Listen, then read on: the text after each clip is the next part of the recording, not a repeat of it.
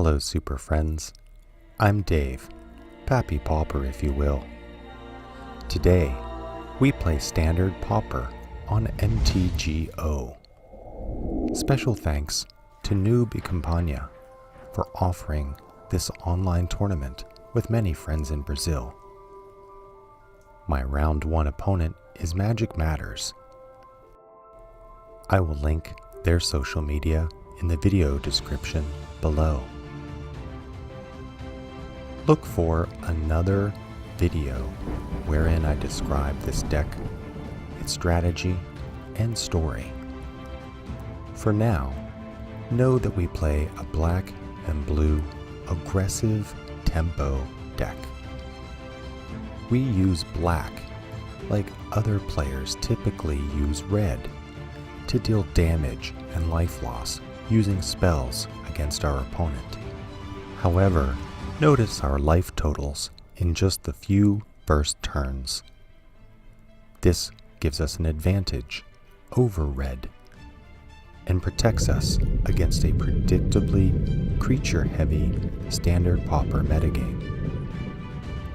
Despite having 11 islands and 2 evolving wilds among my 24 lands, I see no blue mana sources yet. Perhaps I should have mulliganed my opening hand. What would you have done? Our combination of spells and small aggressive creatures allow us to slowly but continually chip away at our opponent's life totals. Now I read the writing on the wall and prepare to concede against my opponent in Game 1, fighting against variants. Now let's look at our sideboard options. We have many ways to deal with creatures of varying sizes. We even have an extra essence scatter to bring in against our opponents. However, looking at those cards underperforming, I remove 3 Burglar Rats, 1 Skittering Heartstopper, a Spell Pierce, and Quench. This gives me 6 spots. Tattered Mummy may be the best opportunity we have to continue our game plan. Now we prepare for Game 2. And look, we have islands. Our opponent is playing a mono blue tempo deck using lots of flyers and flash.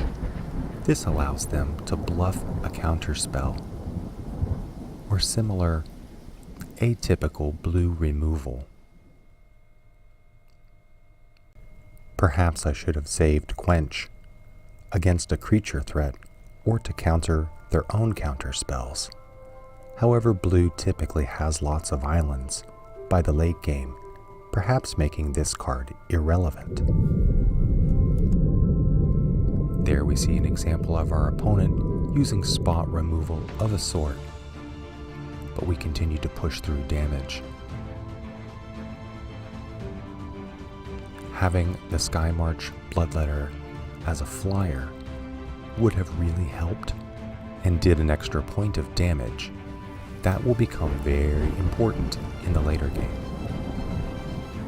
I make no excuses for some poor gameplay, but I appreciate the opportunity to go back looking at game footage either recorded or available in the history of Magic the Gathering Online.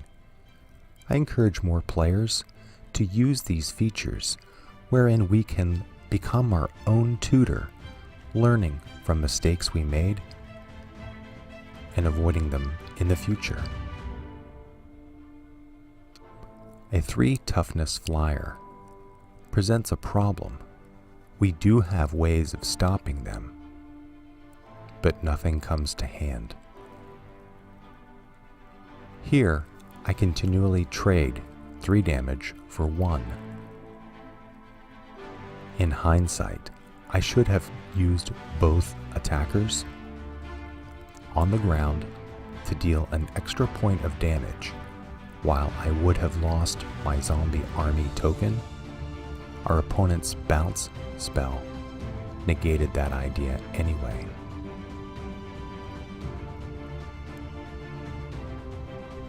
I believe the use of Surveil on Whisper Agent and Unexplained Disappearance really benefits our opponent, allowing them to predict and plan future draws. As Magic Matters demonstrates, proper use, planning, and sequencing of the flash mechanic greatly benefits them. Well-timed instances of flash can be backbreaking, giving creatures almost haste, as we see here. Sovereign's Bite is good, but not quite enough. Thank you for watching round 1. Hopefully, you learned better plays at my expense. Please wish me luck in the comments section below for the next and future rounds. Until next time, this is Dave, Pappy Pauper, encouraging you to be uncommonly magical.